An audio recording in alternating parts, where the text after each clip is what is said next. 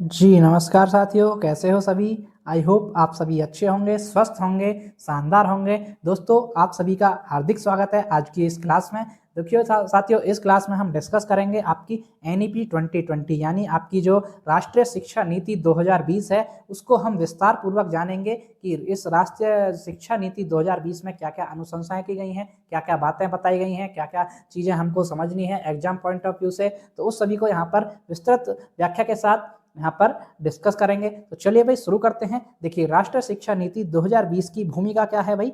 भारत सरकार ने वर्ष 2020 में लगभग 34 वर्ष के बाद नई राष्ट्रीय शिक्षा नीति लागू की। कितने वर्ष बाद भाई? लगभग 34 वर्ष बाद। इससे पहले 1986 की जो शिक्षा नीति थी वो लागू थी भारत के अंतर्गत। कितनी भाई? 1986 में थी। उसके लगभग 34 वर्ष बाद आपकी 2020 में नई शिक्षा नीति आई है। एनईपी 2020 का मुख्य उद्देश्य शिक्षा को गुणवत्तापूर्ण, समावेशी, लचीला और कौशल आधारित बनाना है ताकि विद्यार्थी जीवन और रोजगार दोनों के लिए तैयार हो सकें। यह है इसका मेन उद्देश्य यानी भूमिका कि भाई जो आपकी नई शिक्षा नीति है, राष्ट्रीय शिक्षा नीति 2020 है, इसकी भूमिका क्या है, इसका उद्देश्य क्या है कि भाई गुणवत्तापूर्ण शिक्षा मिले, समावेशी शिक्षा हो, लचीला पाठ्यक्रम हो, कौशल आधारित शिक्षा बने और बच्चे जो होते हैं, बच्चों को जीवन और रोजगार दोनों के लिए तैयार हो सकें बच्चे आगे। ठीक है, ये है इसकी भूमिका। अब देखिए इसकी संरचना वगैरह समझते हैं भाई, इस शिक्षा नीति में क्या क्या और कहा गया है, संरचना कैसी रहेगी, आपकी स्ट्रक्चर क्या रहेगा पढ़ाई का। तो देखिए नई शिक्षा संरचना यानी 5+3+3+4 आपका 5+3+3+4 की आपकी संरचना है। अब ये किस किस प्रकार है ये समझ लीजिए कि इसमें 5 में क्या है, 3 में क्या है, 3 में क्या है और 4 में क्या है।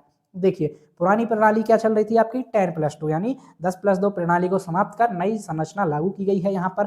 तो आपकी पहली स्टेज जो होती है, आपकी 5 वर्ष जो होते हैं, उसको कहा जाता है आपका फाउंडेशनल स्टेज। क्या कहा जाता है दोस्तों? Foundational stage. देखिए ये क्वेश्चन बहुत बार पूछे गए हैं ये कि भाई जो फाउंडेशनल स्टेज है वो कौन सी है। आपकी जो शुरू के 5 वर्ष होते हैं वो आपके फाउंडेशनल स्टेज का नाम दिया गया है शिक्षा नीति में। कैसे कैसे? आयु कितनी रहेगी भाई इस स्टेज में?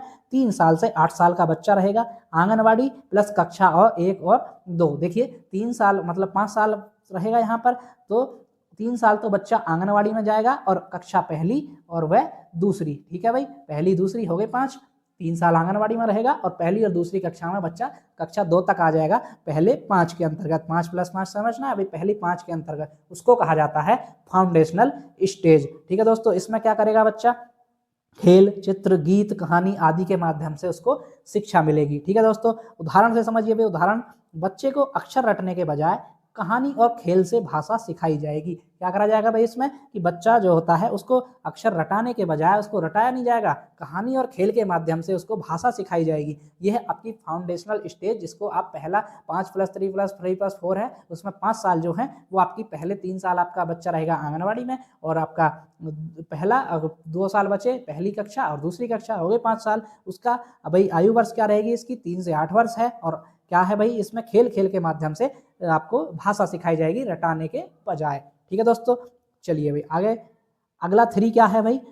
अगला 3 आपका प्रीपैरेटरी स्टेज। क्या है भाई? प्रीपैरेटरी स्टेज, इसको बोल 3 वर्ष है। इसमें क्या रहेगी भाई बच्चे की कक्षा क्या रहेगी? 3 से 5, तीसरी, चौथी और 5वीं। भाई आपकी कक्षा 2 तक तो पहले 5 साल में हो गई, तो आपकी बचा क्या? तीसरी, चौथी और 5वीं, ये 3 साल में ये रहेगी। इसमें क्या होगा? पढ़ना लिखना, गणित विज्ञान की बुनियादी समझ। उदाहरण भाई, गणित में जोड़ घटाव को वस्तुओं और गतिविधियों से सिखाया जाएगा। कैसे भाई? जो जोड़ घटाव होते हैं उनको वस्तुओं और गतिविधियों के अनुसार सिखाया जाएगा। कुल मिलाकर के खेल खेल में आपको शिक्षा दी जाएगी। ठीक है भाई, यह है आपकी अगला 3, इसको बोलते हैं प्रीपैरेटरी स्टेज। चलिए भाई आगे क्या है? अगला देखते हैं मिडिल स्टेज। अगला 3 जो है उसको बोलते हैं मिडिल स्टेज। इसमें कौन सी क्लास रहेंगी? 6, 7 और 8। भाई 5 तक हो चुकी है हमारी, तो कौन सी क्लास आएंगी? 6ठी, 7वीं और 8वीं। इसमें विषय आधारित पढ़ाई की जाएगी। भाई इसमें विषय आ जाएंगे आपके कोडिंग और व्यावसायिक शिक्षा की शुरुआत भी यहीं से हो जाएगी। कक्षा 6 से कोडिंग और व्यवसाय की शुरुआत। उदाहरण भाई, कक्षा 6 का छात्र कंप्यूटर कोडिंग या बागवानी सीख सकता है। कक्षा 6 का छात्र है भाई, वो कंप्यूटर कोडिंग सीख सकता है या बागवानी वगैरह सीख सकता है। तो ये आपके जो मिडिल स्टेज है यहाँ पर ये चीज़ें शुरू हो जाएंगी शिक्षा की। ठीक है दोस्तों, चलिए भाई आगे देखते हैं। अगला 4 वर्ष क्या है? अगला 4 वर्ष में इसका नाम दिया गया है आपका सेकेंडरी स्टेज। क्या दिया गया है दोस्तों? Secondary stage. ठीक है, ये 4 साल की होती है। इसमें क्या बचा? 9th, 10th, 11th और 12th। भाई आपकी कक्षा 8 तक पहले हो चुकी हैं, तो आपकी बची क्या 9th 10th 11th और 12th, ये 4 साल बची। इनमें क्या है भाई, विषयों को चुनने की आज़ादी है, बच्चों को विषय अपनी मर्जी से अपनी इच्छा से चुन सकते हैं बच्चे। और क्या है भाई, सेमेस्टर प्रणाली रहेगी। उदाहरण, एक छात्र गणित के साथ संगीत और इतिहास भी पढ़ सकता है। अब भाई इस शिक्षा नीति में देखो ये क्या बदलाव है कि भाई जो छात्र है वो गणित के साथ साथ संगीत भी पढ़ सकता है और इतिहास भी पढ़ सकता है, उसकी अपनी मर्जी से कुल मिलाकर के वो सब्जेक्ट चूज कर सकता है। ठीक है दोस्तों, तो ये थी आपकी 5+3+3+4 जो आपकी स्ट्रक्चर बनाई गई है नई शिक्षा नीति में, ये आपको समझ आ गई होगी। चलिए भी आगे देखते हैं इसमें मातृभाषा और आगे क्या क्या कहा गया है। देखिए दूसरे नंबर पर बोला है कि मातृभाषा या क्षेत्रीय भाषा में शिक्षा देनी है आपको बच्चे को, कि जो उसकी मातृभाषा है उसी में कक्षा 5 संभवतः हो तो 8 कक्षा 8 तक मातृभाषा में आप पढ़ाई कराएंगे। इससे समझ और आत्मविश्वास बढ़ेगा कि बच्चे में समझ भी अच्छे से होगी और उसका आत्मविश्वास भी बढ़ेगा। ठीक है दोस्तों, उदाहरण, ग्रामीण क्षेत्र का बच्चा अपनी भाषा में पढ़कर विषय जल्दी समझेगा। बिल्कुल सही बात है भाई, अब बच्चा अपनी मातृभाषा से ज़्यादा परिचित होता है तो अपनी मातृभाषा में पढ़ करके वो कोई भी विषय है, कोई भी टॉपिक है, उसको बहुत अच्छे से समझेगा, जल्दी समझेगा, इफेक्टिव तरीके से, प्रभावशाली तरीके से समझेगा। तो ये मातृभाषा में शिक्षा की बात कही गई है आपकी NEP 2020 में। ठीक है साथियों, चलिए भाई आगे क्या कहा गया, रटने की क्या है भाई, रटने की शिक्षा समाप्त की। आज का जो पहले रटने वगैरह कहते हैं भाई इसको याद करके आना, बिल्कुल रट के लाना, तो वो समाप्त कर दिया गया है। अब शिक्षा समझ, तर्क और विश्लेषण पर आधारित होगी। किस पर आधारित होगी दोस्तों, समझ, तर्क और विश्लेषण यानी एनालिसिस पर आधारित होगी। उदाहरण, जैसे सौर ऊर्जा की परिभाषा लिखो के बजाय, भाई अब पहले यही होता था कि सौर ऊर्जा की परिभाषा लिख के लाओ तो बच्चा याद करके आता है रट के और वो लिख देता है। उसके बजाय क्या हुआ है भाई कि सौर ऊर्जा से गांव को कैसे लाभ हो सकता है ये पूछा जाएगा। क्या पूछा जाएगा कि भाई सौर ऊर्जा से गांव को कैसे कैसे लाभ हो सकता है, किस प्रकार का लाभ हो सकता है ये पूछा जाएगा, जिससे बच्चे की एक तरह से क्रिएटिविटी बढ़ेगी। भाई कोई बच्चा अपने स्तर से तर्क देगा, उत्तर देगा, कोई बच्चा अपने स्तर से उत्तर देगा। तो वहां पर बिल्कुल रटने की शिक्षा को समाप्त कर दिया गया है NEP 2020 के अंतर्गत। आगे देखिए भाई, परीक्षा प्रणाली में सुधार, जो इस शिक्षा नीति के अंतर्गत परीक्षा प्रणाली में भी सुधार किया गया है। वो क्या किया गया है भाई, देखिए बोर्ड परीक्षा का डर कम किया जाएगा। जो बोर्ड परीक्षाएं होती हैं आपकी उनका बिल्कुल डर कम किया जाएगा। साल में 2 बार परीक्षा का विकल्प होगा। कितनी बार भाई, 2 बार आपका साल में परीक्षा का विकल्प होगा और प्रश्न योग्यता आधारित होंगे। किस पे आधारित होंगे भाई, योग्यता आधारित प्रश्न होंगे। ठीक है दोस्तों, उदाहरण देखिए, यदि छात्र पहले प्रयास में असफल हो जाए तो दूसरा अवसर मिलेगा। क्या मिलेगा भाई, परीक्षा प्रणाली में सुधार क्या है यहाँ पर, अगर छात्र पहले प्रयास में असफल हो जाता है किसी कारणवश तो उसको दूसरा अवसर दिया जाएगा। इसीलिए साल में 2 परीक्षा का विकल्प दिया गया है यहाँ पर। तो ये परीक्षा प्रणाली में सुधार किया गया है। आगे क्या किया गया है भाई, देखिए विषयों में लचीलापन। अब विषयों में लचीलापन क्या है, कैसे कैसे है, देखिए कला, विज्ञान, वाणिज्य की सीमाएं समाप्त हो गई हैं। कला, विज्ञान, वाणिज्य इनकी जो सीमाएं हैं वो समाप्त कर दी गई हैं। आगे क्या है भाई कि छात्र अपनी रुचि अनुसार, जो छात्र होता है वो अपनी रुचि अनुसार विषय चुन सकेगा।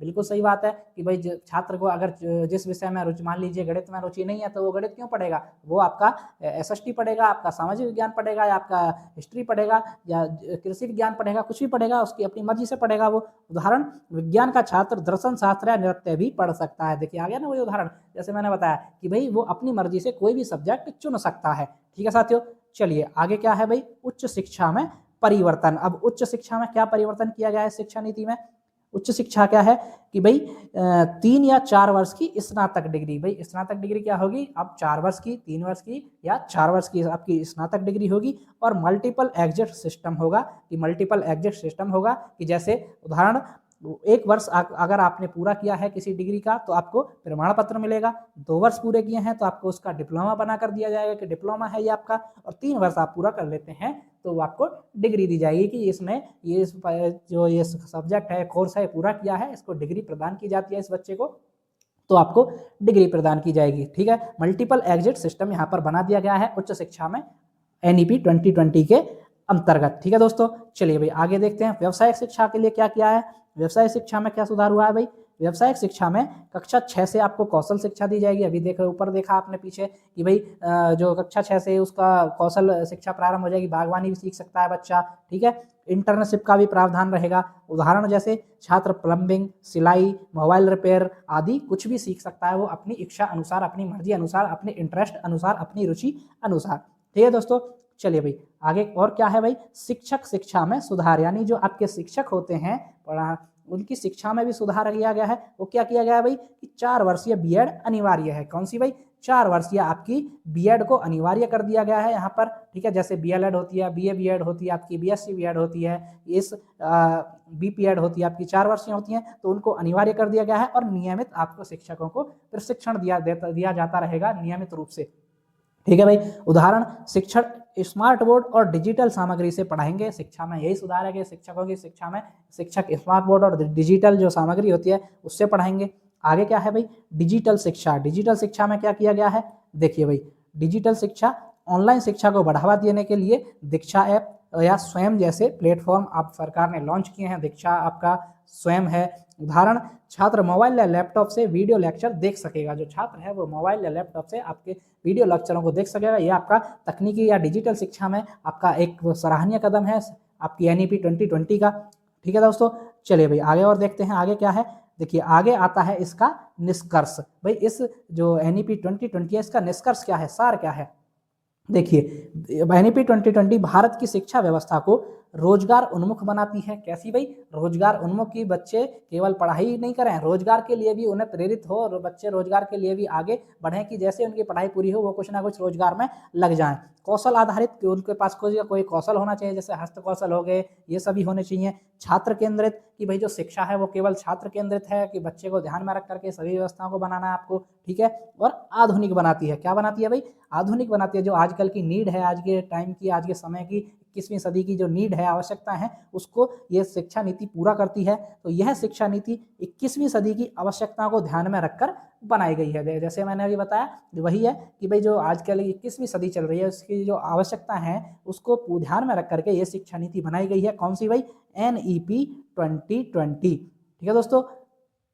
एनईपी 2020 ध्यान में रख करके बनाई गई है। तो दोस्तों ये थी आपकी राष्ट्रीय शिक्षा नीति 2020, यानी इसको नई शिक्षा नीति भी बोलते हैं भाई। लगभग 34 वर्षों के बाद ये आई है। तो ये आपकी पूरा इसका सार था कि किस किस उसमें विषय में सुधार हुए हैं, किस किस क्षेत्र में क्या क्या सुधार हुआ है, कौन सी प्रणाली आई है आपकी 5+3+3+4 आपकी प्रणाली आई है। 10+2 पहले थी, उसको रिप्लेस किया है इसने। बाल केंद्र शिक्षा पर जोर दिया है ना, रोजगार उन्मुख पर जोर दिया है, कौशल आधारित जोर दिया है। और आपकी जो डिग्री करते थे आप उच्च शिक्षा में, अगर पहले साल ड्रॉप करेंगे तो आपको प्रमाण पत्र मिलेगा, दूसरे साल ड्रॉप करेंगे तो आपको क्या नाम है वो डिप्लोमा मिलेगा, और तीसरे साल पूरा करते हैं तो आपको डिग्री दी जाएगी। तो ये कुछ इसमें सुधार किए गए हैं, सुझाव हैं कुछ शिक्षा नीति में। एक बहुत ही अच्छी पहल है ये 2020 राष्ट्रीय शिक्षा नीति। तो ये आपको, आई होप आपको अच्छे से समझ आ गई होगी।